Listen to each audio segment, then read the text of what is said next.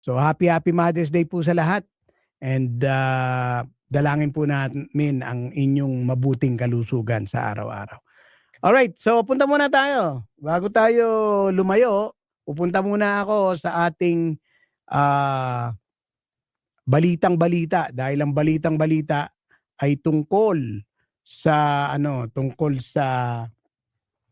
Pilipinas, na kung saan ay inaano na raw, bibigyan na raw ng warrant of arrest. Naku, matindi to. Warrant of arrest si Senator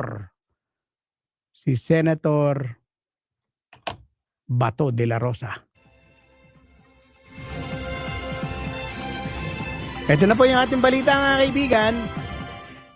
Senator Bato pinaaresto ng ICC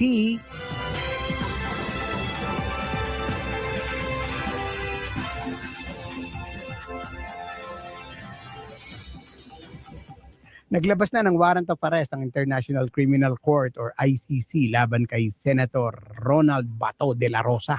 Base sa ulat, nasa bansa na rin ang International Police or Interpol para makipag-ugnayan sa mga otoridad sa bansa para maaresto ang senador.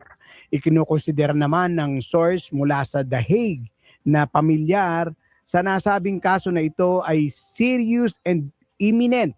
Sa gitna ng impormasyon ng nais ng ICC na madala doon si De La Rosa bago magsimula ang formal na trial ni dating Pangulong Rodrigo Duterte ngayong huling bahagi ng buwan. According to information circulating here, the warrant is real and has already been released, sabi ng source. Hindi pa naman kinukumpirma ng ICC ang nasabing impormasyon habang isinusulat ang balitang ito at maging ang palasyo ng Malacanang.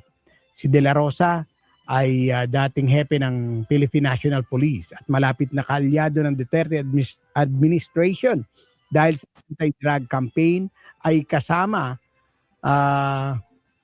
sa iniimbestigahan dahil sa kasong crimes against humanity ng dating Pangulo.